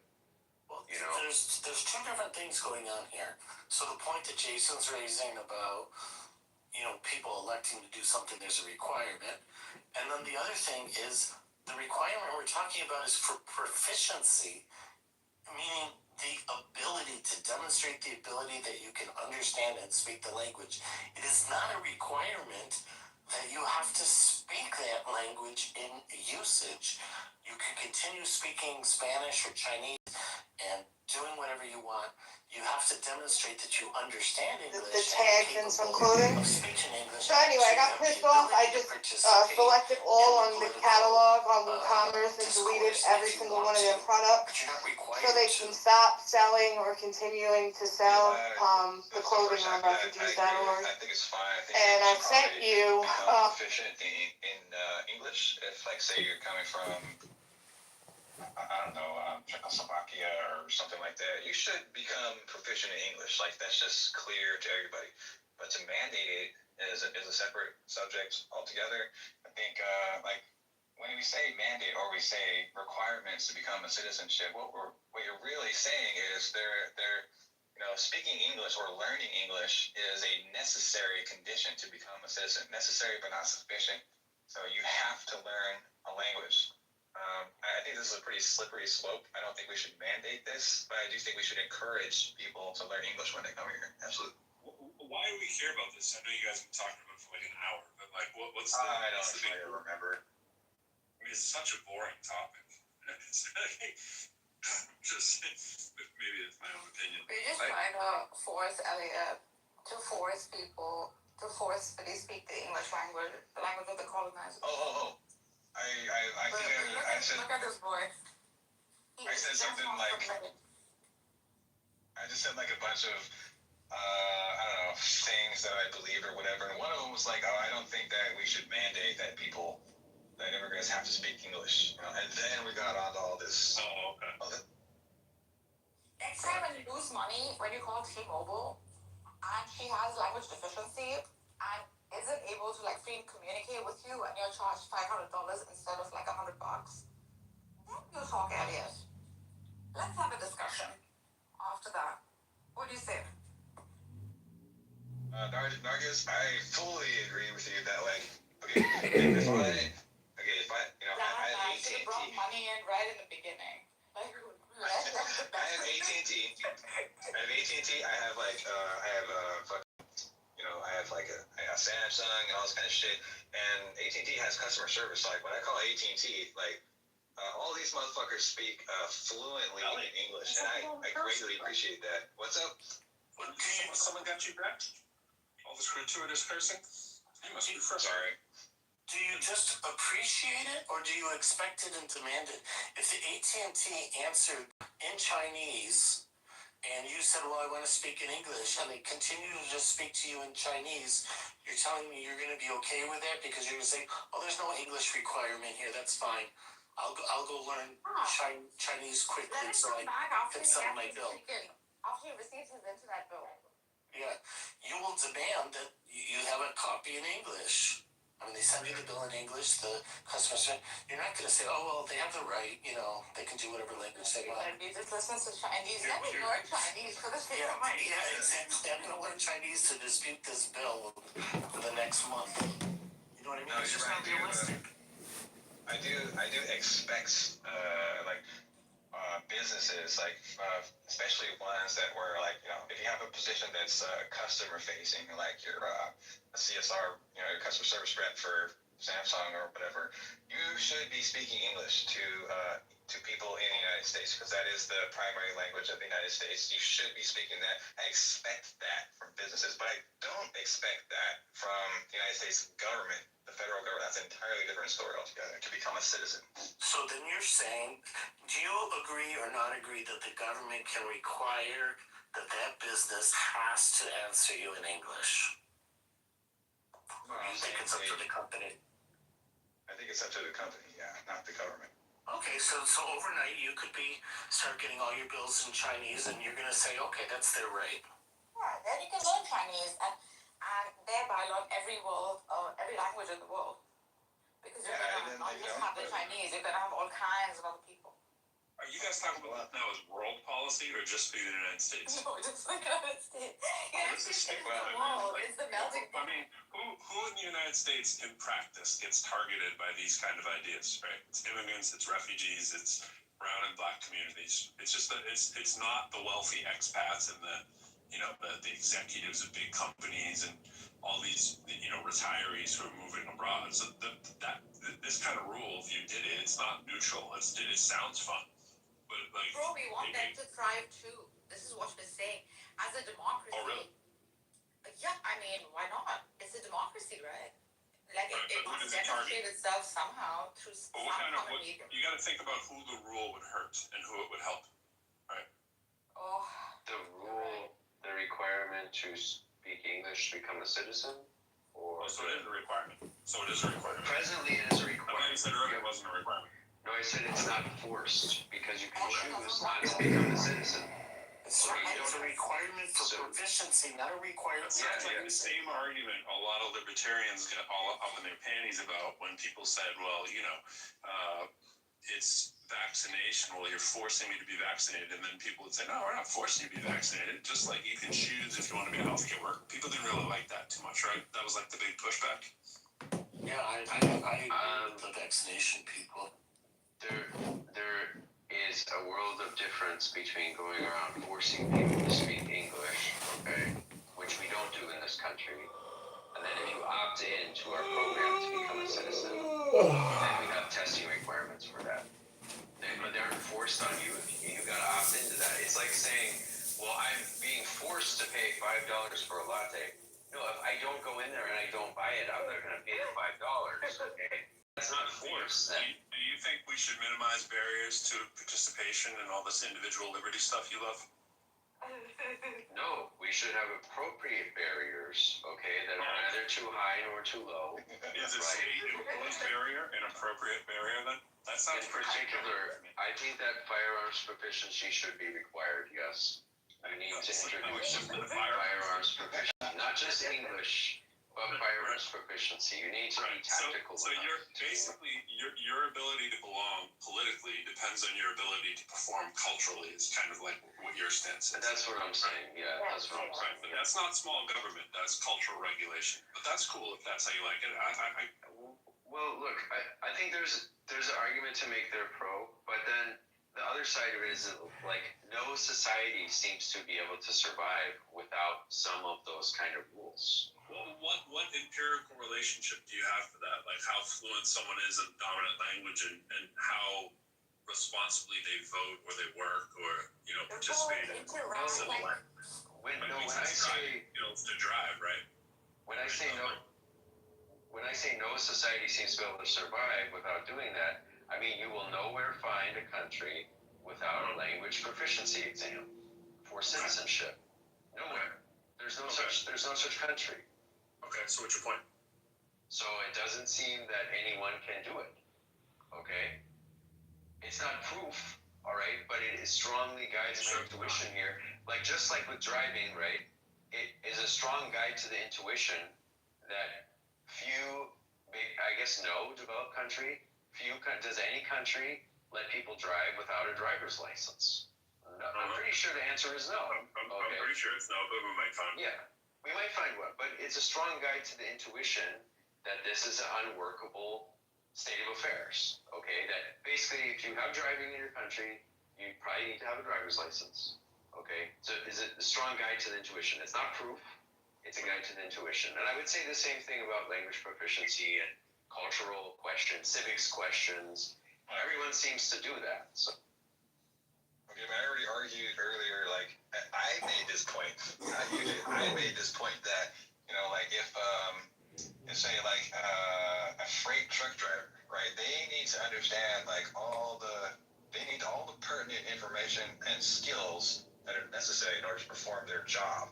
They need to be able to know how to read, like, the user manual of their vehicle. They need to be able to understand the instructions given by their boss. And why is that? It's pertinent to their job. No. You're missing the point. It's pertinent to other people's safety. Driving is dangerous to other people, right? Like when you get a license, it answers a very, very, very narrow question, right? Can you safely operate that big ass piece of equipment there that'll kill somebody? Citizenship doesn't do that. It's not involving operating some kind of a dangerous tool. The real structure is driving is a external risk to all the other people. So you got to get skill certified. But citizenship is just you belonging or politically like involved, right? There's no comparable operational risk. It's not the same kind of problem. That kind of analogy smuggles in false equivalences. It's like language ability somehow similar to technical competence, right? But that's not how that works. Language isn't some kind of a task skill like what do you do with a truck? Braking and signaling or freaking hazard perception. I mean, that is all correct. Language is I didn't say it was. But you know what I'm saying? I didn't say that. Yeah, but that smuggles that idea in when you try to make that kind of equivalency, right? I didn't make that equivalency. You didn't say it explicitly, but implicitly, that's kind of the analogy if you're making those kind of things. If you're comparing them to those things, or whoever's comparing them to those things, like language is shaped by where people freaking go, right? Like what your access to school is and stuff. Like I in my class today, right? And she was speaking. She speaks 4 languages, and she spoke to me in English about her homework assignment. And I said, she's like, I'm sorry, I don't understand. You're speaking a little bit fast. Like she was talking about class, and I got talking to her. I'm like, holy crap, she speaks really good. And I said, how long did you say you've been speaking? She said for 3 months she's been working 5 hours a day on English, and her closest equivalent is French. She does know like French pretty decently. And I was like thinking when I went to Europe, I worked an hour a day for about 8 weeks on German, and I can basically ask like where's the bathroom, like where's the food, like you know basic kind of crap, and now I've forgotten almost all of it. And she's like sitting there talking to me like fluid. And I'm like, holy mercy, right? But that's a schooling access thing, or if you can buy the app, or whatever the labor conditions are, let alone if your country's war torn and you've been displaced, all that stuff makes it ethically and structurally different than from testing whether you can like parallel park or something. Is my point. Look, that's a sound argument. That maybe I guess the argument, if I were to sum it up, I think you wanted to go. But it's like, there is no safety issue with not knowing English, so we shouldn't require it. We should only, in the same vein that we require driver's licenses to the degree that it fosters safety, and we should only require things of immigrants to the degree that, it has to do with safety, if at all. I think there's a confusion here between the idea of requiring people to use something and requiring people to understand something. They're very, very different. The reason why citizenship requirements include language proficiency is so that people can fully participate in the political discourse, be fully integrate into society, rather than living in separate societies inside the same country, which has a divisive effect and is not good for the republic. Canada does that pretty well, right? Who does that? Canada doesn't do that very well, which is precisely why provided. No, they don't. Twice, Quebec came close to separating over this issue. So close that the last referendum only won by less than 0.5%, and that was after the federal government made all kinds of crazy promises to Quebec. There's been all kinds of stuff. I lived in Quebec, and I live in Montreal, and I know how much issues have come up over language time and time again. It's a big problem. It's a big problem in Belgium. It's a big problem in almost every multilingual country. As I said before, there are certain exceptions like Switzerland, which works fairly well in a multilingual society, but they're separated geographically, and they have a very strong federal government where the power lies with the cantons, and the cantons are separated linguistically. In Belgium, it's a near disaster. It works well in Luxembourg. That's another example where it does work well, but that's because almost everybody is trilingual. So language proficiency is very important, that people in a country speak some sort of common language rather than separate language and separate, because over time it causes political division, which is not good for a republic. And my entire father's side of my family is from Quebec as well, and my last name is like Smith. Okay. French speakers, they're a minority inside of a English dominant country. That to me isn't really an immigrant problem. That's more of a national minority protection problem inside Canada, right? So if you have, some kind of fear of cultural disappearance, which is what it sounds like whenever I hear this stuff with America, then you want a language protection policy.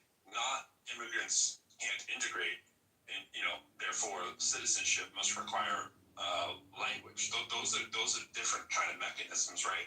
Like, just because you have a razor thin vote, kind of like we did with the Trump thing that I'm always saying, right, doesn't show like multilingual citizenship is something that you can't have. It just shows that you have like an identity and sovereignty question that's a really big freaking deal for the people that live there. You can have one language, one culture, and still have razor thin civil conflict all over the world. I heard Elliot saying something like that earlier. Places have conflict all the time. Language isn't the driver. It's power and it's political status when you look to most countries. Quebec's just regulating their public institutions, not like some human value or worth. Like most Quebec language laws and I'm probably out of date with some of this stuff, but I can't imagine it's changed too much. It was all like, what's going to be the freaking way that we do the public science, right? Like is that going to be English or French, or what's the education system stuff going to be? What, the workplace, all these things we got to figure out every day. That's just how you're going to design your institution. That's very, very different from saying you as a person, you can't fully belong politically until you perform cultural conformity. That's some bullshit, bro. That's just using how governments operate with who counts as a citizen. And you don't make that law up front and say, fuck you, you can't come in until you learn the language, right? You just don't do that shit unless you practice a white hegemony. Then you can't. Then go for it. So, Pro, I think we're much more in agreement than you seem to realize. I'm not saying that I'm against multilingual citizenship. I specifically gave the example of Luxembourg, which I said works because people are trilingual. I'm not suggesting you have to have one language and one culture. What's that? Jeremy, I won't let you speak, and I'm just trying to read Jeremy here in the chat. Okay, sure. What is he saying? He's like, he's being a little colorful there. I closed my eyes after a little while. MAGA, anti-free speech Nazi. Yeah, that's me. That's what everybody tells me. They're like, damn, man, you're a MAGA. Yeah. But you're Well, just to finish my point, I'm not saying I want one language, one culture. So I agree with you. Multi languages are a problem, but people that are immigrating to Canada need to know either French or English, at least one of the two, and that is part of the citizenship requirements. Is even part of the immigration requirements in Canada. As it is in most countries, you want people to be able to succeed and integrate in society, and language proficiency is one of those things. And just the second point on the Quebec law. So the Quebec language laws applies not only to the public institutions, but also to things like business. So obviously, okay, just to be clear, so obviously it doesn't legislate what people do as individuals, but in terms of like conducting businesses and providing services. Okay, I know you're not being, you disagree with this, you think it doesn't lead to this, but I do think it is an intent of your view. Like, remember when you told the story about the place of origin, like, what did you say, like, from a Roman place that used to speak Gaelic, but now they speak not Gaelic. No, that's Gaulish. Yeah. Gaulish. Sorry about that.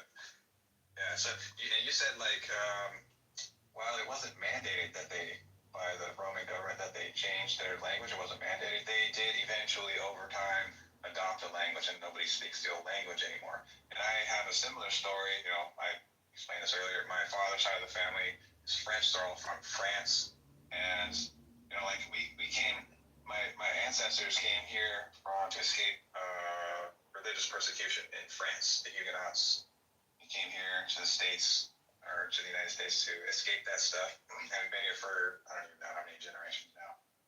And then like I can't help but like wonder, like, what culture that could have been me that is not me, because I don't speak French. I don't have like the culture of my ancestors from France. I don't have any of that stuff. None of that is a part of me. It's like that seems to be like the entailment of the view that you're expressing, that with these like requirements to at least be proficient in the language for democracy's sake. Because when we have like the important discussions about democracy or democratic things, like discussing a statute or whether to vote for this or that candidate or whatever, you are having the conversation in a different language that is not of your native origin, not of your native cultural origin. I'm dying to get Jeremy up here. I want to say what's up to Rose and JCC and IO, but Jeremy seems to really have some impulse control. So let's bring him up. This should be fun. He hates Americans. That's good. What's up, Jeremy? Trump, but with respect, I'm a Canadian, so I want everybody to get with everything respect. You say after all that stuff in the chat, your first word is with respect? Oh, I know Jeremy. I think he's all right. He's a bit of he's a bit of a firebrand, I guess. Pro is literally Trump. Pro is literally MAGA. Is that what you heard? You're trolling, right, Jeremy? No, Elliot, I'm not. I raised my hand to have a say in this conversation. I'm Canadian. I wanted to contribute. I just want to let everybody know that I identify as an American. Fuck this Canadian cunt. Alright, well, you asked for it, Jeremy. You asked to have a conversation with Pro, so good luck. Well, you can have a conversation with everybody. It doesn't just need to be me. I was just wondering why I seem Trumpish. Did all my stuff there sound very Trumpish? Yeah, so I'll respond, but I'll need up the second because I'm Canadian. What I was saying is that I asked to join the conversation. I asked for free speech. And over again, Pro shut me down. He refused to have a I conversation. didn't even see it. I saw it until I looked down. I wasn't shutting you down. I let all kinds of weirdos come up. Do you expect to be brought up as soon as you... Jeremy, do you have an expectation to be brought up on stage as soon as you raise your hand? No, sorry, I don't, JC. I don't at all. Okay, cool. So that was the case, right? But what I'm saying, JC, is that... What's up, Stutterhead? Are you already? What the hell? What's going on, dude? You nervous? Not immediately, but there is a 30-second requirement. Which one I'll respond to again, guys. What did you say? I was going to say, Jeremy, I know Jeremy from the religion debate rooms, and Jeremy's an excellent conversationalist with the religious people. He says a lot of very interesting things to them. But this stuff about Pro being a Nazi or whatever, you're fucking trolling, bro. You're off your... Elliot, I appreciate that. Elliot, I appreciate that. And guys, again, I'm Canadian, so I'll mute up the second y'all want to interrupt me. But brother Elliot, when I'm making the comments in the chat, and I'm saying, hey, I'd like to contribute to this conversation, and Pro over and over again will not allow me. Guys, it's in the chat. He just says, hey, I'm gonna not listen to this man. And this is, and I'll be really succinct because I know that Americans don't have a lot of tolerance. When Democrats have no tolerance, who literally shut down anyone. Where did Jeremy respond? Where did Jeremy respond in the chat? Pro didn't see your message. Jeremy, Pro didn't respond. He didn't respond to anything. All I see is you spurting out in chat. There's like 30 fucking text messages from T.A. Jeremy. I literally said, hey, I see Jeremy said, what is Jeremy talking about? And nowhere did Pro fucking respond. You stuttering Canadian dumbfuck. And Pro literally stopped the conversation to address your concern. Yeah, exactly. I also want to point out, Jeremy, that free speech, you're free to say a great many things, but you are not free from the consequences of those things. That means you could be put in the audience, or you could be ignored by Pro.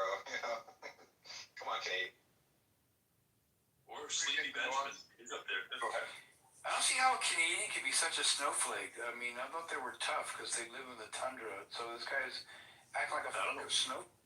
I don't know why you weren't mad at Benjamin. I mean, Benjamin's never really sleeping, is he? Only thinks it. Jeremy, I'm still waiting for what you got to say. You seem like you had a lot going on. I try, and again, I'm going to mute up the second any American wants to interrupt me. And then this... Oh, that's your thing. I didn't catch that. So he's muting up the second anybody talks. Oh, I see. So you need the entire floor. Gotcha. Okay. So everybody, shh. Jeremy's gonna talk. Don't interrupt him. Let's give him a fresh five. Yeah, I haven't. Fresh five, Elliot. Please, bro, I just want to be really clear, right? Like all I'm trying to say is that I am a Canadian. I'm civilized. I don't assume to be better than any of you. If you want to talk over me, I'm going to mute up and listen to you because I want to learn. And all I'm trying to say is that when I call you a Nazi in the chat, because when I ask to participate in the conversation, you don't allow me, you don't invite me up, right? You come off mute and you say, hey, I'm not going to invite Jeremy because he's up in the chat asking to participate in free speech. I don't know if you're a MAGA or if you're a Dem, but I know you're an American, so I know you're a fucking Nazi. Which Jeremy, Right, okay, I would like to just, I'll take care of this Canadian. Listen, guys, Pro didn't say that. we have to call the herd. Jeremy, just look over here. Can you look down this barrel? But wait, Oh my goodness. Well, Pro never said he's not going to bring him up. Like, he's lying. yeah, Pro never said that. Pro just Guys, facts. Maybe a best myth imagining. but I'm the syndrome. This is simple. Main character syndrome. He's like, wait, you didn't respond to my message? But it was my message. You're missing the key point. Facts are irrelevant to this argument. so Was the only thing that you wanted to say? I'm sorry, I was just gonna say, was the only thing you wanted to say that what is it? Was it Americans and Nazis? Was that the whole thing you wanted to say? Americans and Nazis? I mean, I got no problem with that. There's a lot of Nazi Americans. I like to think I'm not one of them. But what else did you want to contribute? I mean, it seemed like an emergency, so it couldn't have just been. In fact, go ahead. No, not at all. Not an emergency. I've only come up when I've invited. I've only spoken when I've been allowed, and I've muted up the second y'all want to talk over me. Pro, all I said was that you were acting like a Nazi. That's all I said, brother. You were shutting down my First Amendment. Americans are killing all of their amendments with ICE and the First Amendment with Trump. Like, you guys, your country is collapsing by kicking yourselves in the balls by cutting it all, like shitting on all your amendments. And I'll end with this. I'll mute up because I know you guys don't want to hear from people who are American. I'm Canadian. You guys, the Republicans are agreeing that Alex guy shouldn't have had the right to have a gun with bullets. Like, are pigs flying in the fucking sky when Republicans say that a God-given fucking gun-tearing motherfucker shouldn't have a gun? And you have a Canadian in here saying that, yeah, actually, he should have had a fucking gun. Let me repeat that. A Canadian is in your room telling you that fucking Democratic motherfucker who was killed by ICE, who should have had a gun. And you're going to tell me that I should shut the fuck up? Bitch! Wash your legs! Your fucking legs, cracker! No. He's calling you a cracker. This is Jeremy drunk. This is too much. No one ever told you to shut up. Jeremy, you're encroaching on my territory, which is to flip out and fucking rage at everyone, and that's trademarked. And There's only room for one. What the This is fuck peak was Jeremy, that? by the way. We have a This is one peak Jeremy. diva rule in this room, and as far as everyone is concerned, it is Royvis and I that is the secret romance. There's no more room for other. Crash. That was not a good Crash on it is the technical term. I'm probably the biggest lefty on the whole stage. that's like hardcore lefty, bro. Yeah, you're a lefty. Hardcore lefty who's a Nazi. No, yeah, Nazi, I guess. Maybe it does clip around back. I feel the passion. I feel the same way, except minus some of the details. But the majority of the people in the room are anti-ICE. We're not liking what's going Hear on. most of the details. We're not supporting anything that Jeremy is claiming. It's like, what the fuck? the weird thing is the not let me up after you've been told like 6 or 7 times. I didn't see your stuff. I don't understand what you're GCC, talking about. you fucking blonde-haired Mormon Jesus, stop it. I'm not gonna do this. I'm not gonna. That was pretty good. I'm done. Did you I'm just done. call him Nazi Jesus? That was pretty good. He's not gonna do this, GCC. I have not heard more blonde-haired Mormon Jesus. Never. Call me Mormon Jesus. That was good. I'm gonna give you that one, Jeremy. That's fucking Well, hilarious. I mean, if you just drop one of the C's, it's just, your name becomes JC. GCC, we're not gonna do this. Jeremy, where have you I'm been? gonna do this. Jeremy, I would have brought you up with a quickness if I know that. Pro loves entertainment. You're definitely entertained. He's bringing a little spice to the room. Yeah, Jeremy has some good energy. I'm sorry, Jason. Guys, Elliot, I'm so sorry, brother. And just Elliot, this is for you. an American. Mon calisse de tabarnak, je suis prêt, je parle en esti, mon esti. Let me say this. Hold on. Let me say this, bro. What do you value more, brother? I don't know. Do you value entertainment? Do you value Trump? Or do you value Bitcoin. Oh my God! I'm sorry, and you know what? It's good, bro. No, but this is why intelligent people don't talk to Americans anymore. This is why you all just fucking go chamber, and smart people are like, you know what? Fuck y'all. You're gonna interrupt me. You're gonna interrupt me every time I speak. Fine. Go fucking concentration camp. You're Nazi shit asshats. Get control of yourself. Get in the camp. Put yourself in the camp. Okay. Jeremy, I think everyone else will stay quiet just to finish that comparison. So, is it? You asked me what's more important, Trump or what? Let me ask you what Purge said. What Purge said is pro a Nazi concentration camp owner, because as it being, just said, listen, Jew, come and play violin at my Nazi party. You can't afford it, Jew. You can't afford it. No, I'm gonna mute up. I don't want to. I'm really loving him. I like Canadian energy right now. my violin, my little Jewish violin here. Get the fuck in. So I think this is. Go ahead, Joe. No, I'm just wondering if there's any anti-American sentiment in Canada. I mean, it's hard. It probably are, but it's hard to imagine because Canadians are just, they're just so fucking nice. Sorry, I'm trying not to curse. He's Canadian. I think I've been there's cursing the just, most here. Canadians are so nice. All of you that can't extends. swear worth of shit. You fuck. Yeah, that's okay, Jeremy. I'll say I'll say enough curse words for the both of us. Okay. Jason was trying to cut back. But I'm really loving your energy here, Jeremy. We need more of this anti-ICE energy. Maybe you're directing it at the wrong people, but the energy's good. Anti-American, brother. Elliot, I appreciate that, brother. And listen, I'm Canadian. I don't want to be. And listen, and I'll be really honest. I've been on Clubhouse a lot, and I'm just gonna be honest. I hang out with Americans, and I really dislike how American I'm starting to be. I'm just being honest, brother.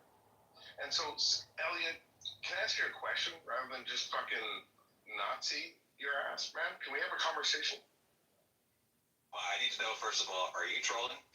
Show us your papers. Oh, fuck, I hate all of you. You asshats. I'm sorry. You know what? That was the American in me. That was legit.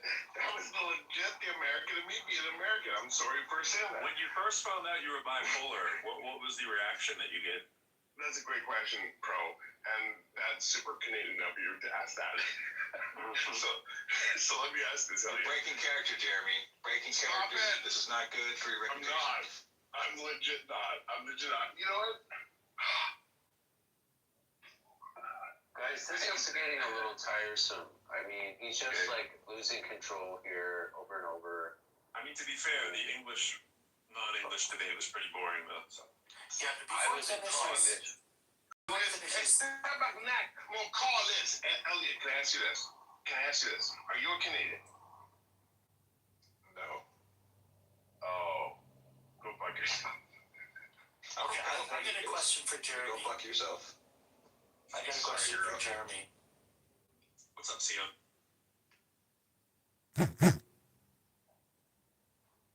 Yo, what's up, guys? You're laughing.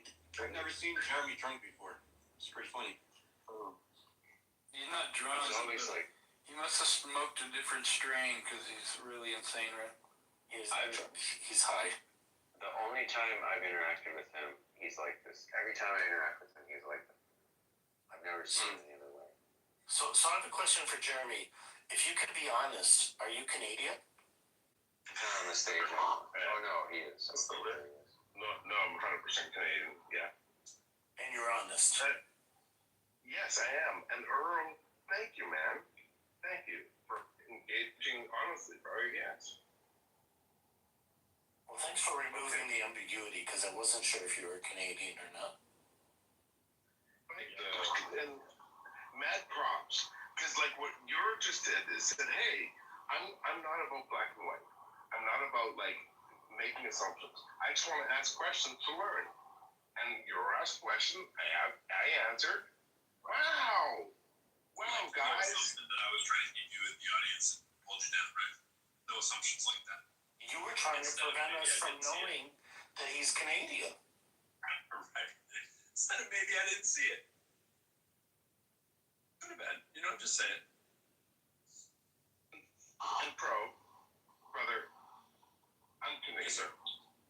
And just listen, limited exposure, and also we've probably talked a lot, but I'm a Canadian, and I am not stripped of my democracy till I smoke a lot of weed. Also, I don't remember a lot of shit we've said in the past because I smoke a lot of weed, right? But also, I can vote because it's weed, and I won't be put in prison because I'm an American because I smoke a lot of weed. But let me stop. Brother, and I mean this genuinely, man, because I think you're good. Do you think that my opinion should be suppressed because I'm Canadian? Absolutely not. Wait, you're Canadian? We should take I think your opinion might need to be suppressed because you're stupid, but that's a different argument. That's a whole different thing. Not because you're Canadian. I gotta have my rash of that, right? We'll take your Canadian opinion, your head that like splits in half when you talk. Actually, stupid people have opinions too. You don't have to suppress them. And they're big Your fucking hockey and your fucking maple syrup and your fucking, you know, obviously apologetic about stuff. You can shove all that shit. You know, fucking. Rush is badass. And Jeremy, you weren't suppressed, so the accusations of being suppressed are wrongly assumed there, bro. Yeah, but I think we should be honest about this. He is Canadian. I think so. Sorry. Canadian trolling. That's how the Canadians troll. Let's be honest. Listen. White Mormon Jesus, JCC up in here. And I can afford that. Wait. I'm sorry. I'm mute up. That was blonde. I ain't trying to front though. But hold on. Also, everybody who's privileged enough to have internet access, just Google White Mormon Jesus, and you motherfuckers come off mute and tell me that motherfucker doesn't look like JCC. But let's not hold on. Let's You move were on. Googling in your free time white Mormon Jesus or blonde white Mormon Jesus? I don't think I have internet access. Bro, how many rallies have you fucking attended? How many fucking cross burnings have you? How many tiki torches do you fucking own, you piece of shit? Bro's been to quite a number. Not enough. Wait, you forgot the stinky leg. What happened to the stink leg? Stinky leg.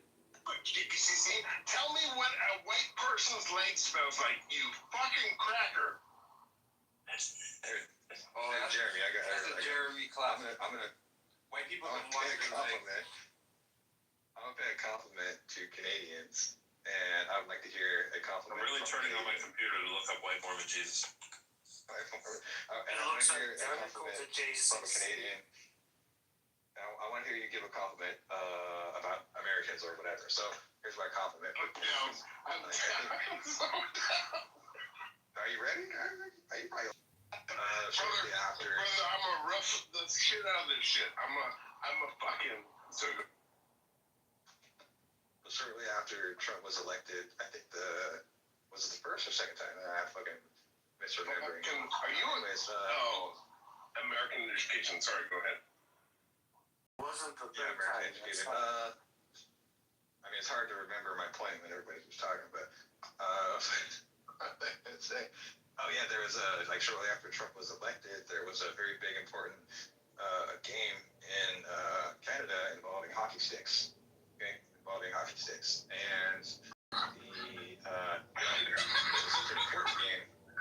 it was such an important game that they played, and it was America versus something in Canada. Some team in Canada, I forget, and the American national anthem was played, sung by a talented singer. I don't remember her name, it's not important.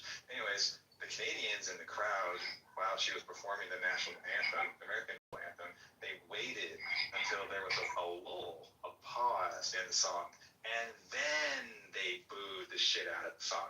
Okay? So as an American, right? Right, so as an American, Jeremy, I can really appreciate the nuanced opposition to Trump, or to like at least part of America, which is Trump land.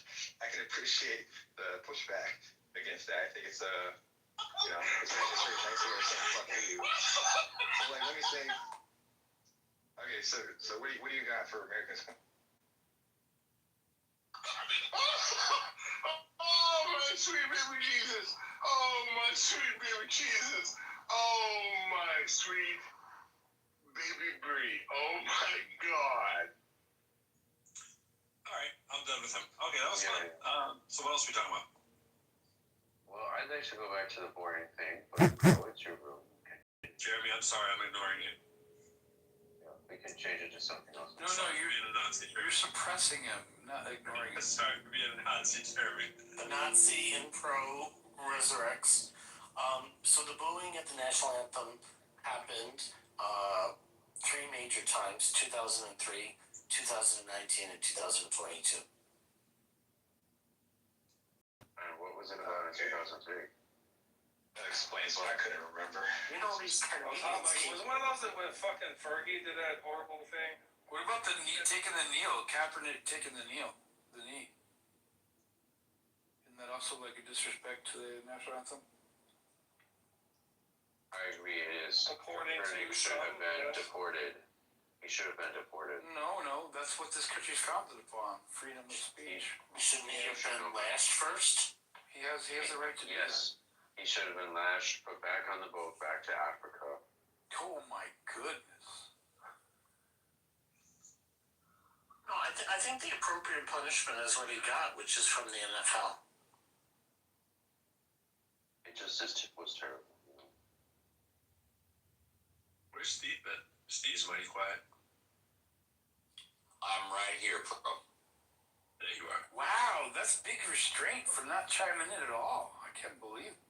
Well, if I chimed in, it would have to be about my total distrust, distaste, and plain old negativity towards Jeremy. I don't like him. I don't trust him. I think he's one of the biggest hypocrites on Clubhouse. And that's it. Yeah, there you go. So I thought it would more adult of me, especially since I'm in your room, bro, just to shut my mouth. He's like normal relative to the other talking apes in that room. I'm glad. He's the, I'm glad Steve didn't tell us about his distaste towards Jeremy. Did that include distaste towards Canada or just Jeremy? Jeremy last night actually made a comparison between the way Nazis treated Jews and human beings eating animals. Okay? So that's just one example of why I can't stand his guts. Yeah, but you don't despise Canada, just Jeremy, right? I don't despise Canada. Okay, good. That's what Euro asked you. Okay. Yeah, and contrary to what Jeremy says, he's not the way he is because he's Canadian. Right. He's the way he is because he's fucking German. But he's honest. He's Canadian. Americans love Canada. Wait, Jeremy's fucking himself? What? No. But Euro, you lived in Canada? You grew up there or something? No. I didn't grow up there, but I lived in Montreal for a little while. I've been to Montreal. I was there as well. It was a long time. I was watching the first episode of Wonder Man before I jumped in here, and I feel like I'm needing to go back and watch Wonder Man. Anybody watch Wonder Man yet? Waste an hour of their life yet? That sounds like a Nazi tendency. It does, doesn't it? Wonder Man. Never heard of it. We are the Wonderlands. Marvel show. It's a superhero show. On Disney Plus. Disney? It's Nazi too. That's cool. That's awesome. I think we all need